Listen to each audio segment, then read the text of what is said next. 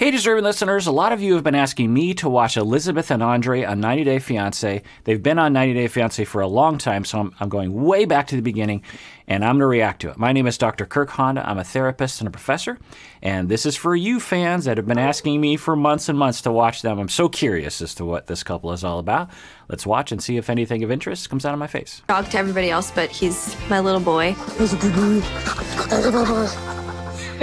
I have a large family. I have 6 brothers and 3 sisters. It's tough being in a big family. Being the youngest, all my siblings pick on me. They constantly treating me like I'm the baby of the family.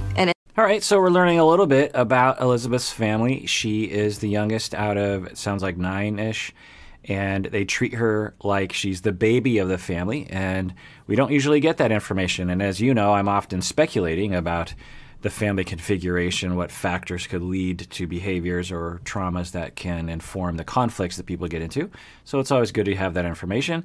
Maybe it'll be relevant, maybe it won't. Let's watch. It's so annoying. I am definitely the rebel in the family. I don't go by the rules. I don't go by the book.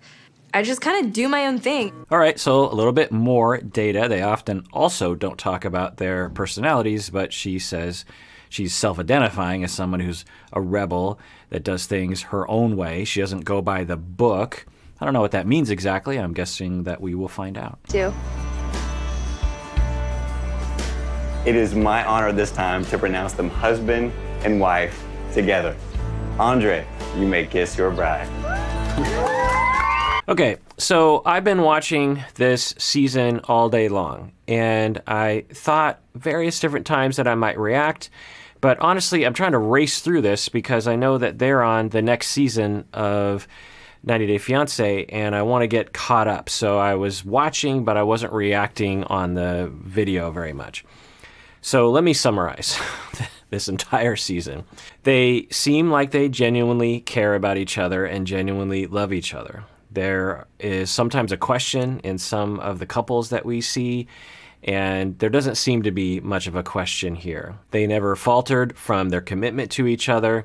The fact that there wasn't conflicts between them much to show on camera shows that they must get along pretty well. Because you know, if they were having a conflict, that they would likely show it on the camera or show it in the edit. But they did have a conflict throughout this season, throughout this 90 days, where he wants to be the man of the house. Well, actually, that's not a conflict. The two of them actually are cool with that. He wants to be in control, and she is willing to be submissive to him. Now, so that could mean a lot of different things. On its surface, it can sound pretty awful, right? To think about being submissive to someone, particularly from our mainstream, hopefully egalitarian culture here in the United States. Obviously, we are not truly equal, otherwise we wouldn't have all the studies demonstrating massive amounts of sexism in various different areas and misogyny, literal misogyny, particularly on the internet. But anyway, point is that what does that mean exactly, that he wants to be the head of the household and that she will be submissive to him? It's unclear. If he abuses that power, that's their arrangement. That's how they want it. I personally wouldn't want. I don't have that with my wife. I don't want to be the head of the household, and I don't want her to be that. We're equals. We're 50-50. We talk things out. Why not? Other people don't want that. That's fine as long as they're consenting to it. But it could mean a lot of different things. It could mean he could be completely abusive, and he could abuse his power, and he could try to tell her she can't do anything in life. And actually, it was tested when she wanted to have a bachelorette party. That was their main conflict over this season, was that he really did not want her to have a bachelorette party and would pressure her through various different means, emotional and otherwise. But she still had her bachelorette party. She still went to the club. He didn't want her to go to the club, and she hung out with her friends and her sisters, and they did all the normal bachelorette things, or at least the more tame aspects of a bachelorette party. And he didn't like it, and the way he languaged that was not so great. He put her down. He had a lot of contempt in his face. He didn't attempt to understand her and what she needed. He seems to be either coming from one or two places. One is that he is coming from a cultural place of humiliation, that if in his culture, if a woman does that, it's a humiliation on you. Or he is coming from an attachment insecure place where he is worried that she is going to get together with someone else. And he is very, very concerned about that, such that if she were to go to a club, it raises that anxiety for him that she's going to be with someone else and decide she doesn't want to be with him anymore.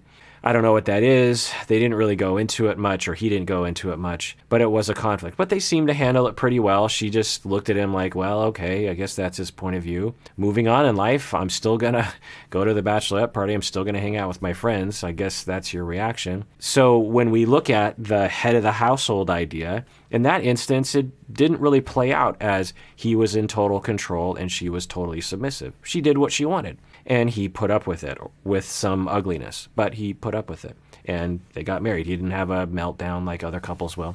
So what does this mean? I guess we'll find out moving forward, because I know there are on a number of other seasons that I will react to. The other theme, of course, is the family, the father in particular. But really, a lot of the siblings were against this marriage right from the beginning, seemingly with prejudice, seemingly without any information. The father in particular seemed to be extremely rigid about this notion that Andrei should have reached out to him and asked for his permission to marry his daughter. Now, in certain cultures, that is a very normal practice, and the father claims that this is the norm within the United States. Now, they're from Tampa, Florida, which is, a very, very different culture than in Seattle. But I'm going to venture to say that a lot of people in Tampa, Florida are not formally asking the fathers for the daughter's hand in marriage. It dates back to an old practice in which women were possessions. Women were not free to make their own choices, and the father had complete control, and they would hand the complete control over to the husband.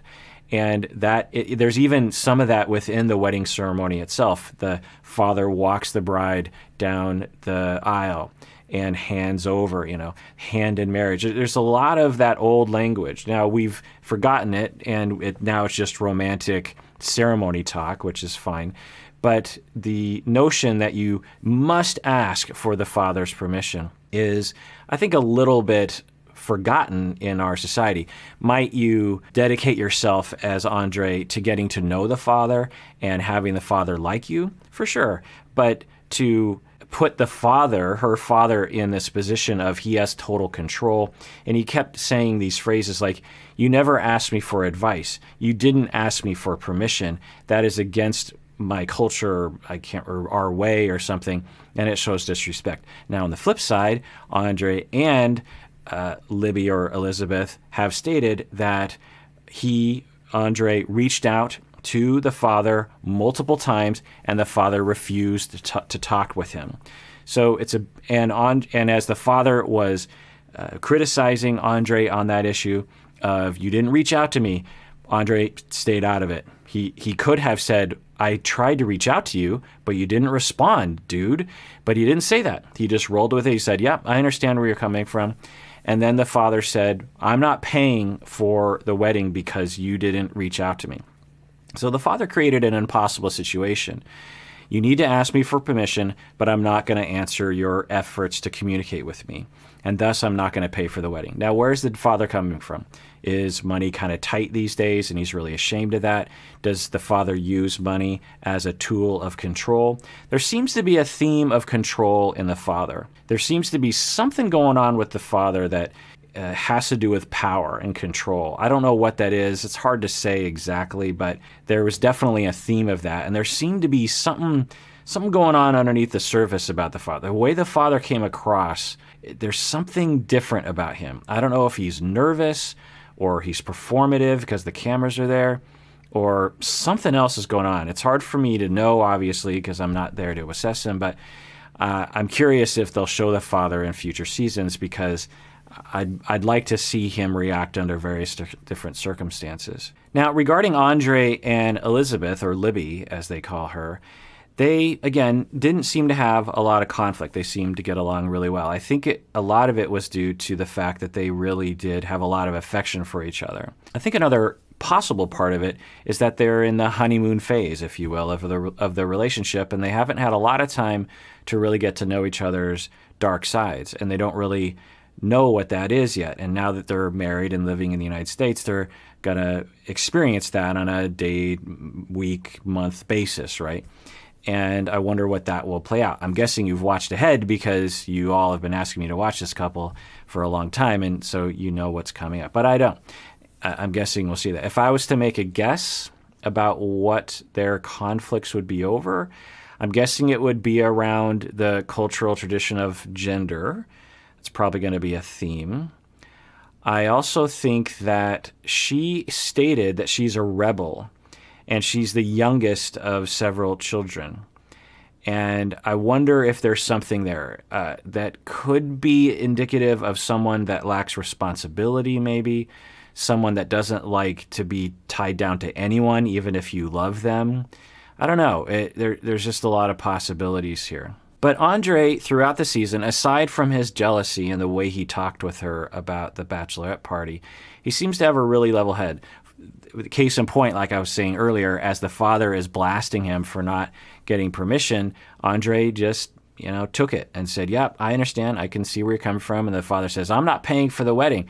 And Andrei says, okay, yeah, I get it. I hear where you're coming from. That's fine. And just rolled with it. He just seemed to take it in stride. He didn't get bent out of shape. When he easily could have said to the dad, screw you, dude. I tried to contact you many, many times, and you didn't answer me. So I don't understand. We could imagine another individual or other individuals on this show defending themselves, or we could imagine anyone defending themselves in that scenario, but he didn't. But he seems to have a jealous side. He seems to have a controlling side. Maybe that plays out in the seasons to come, and I guess we'll find out.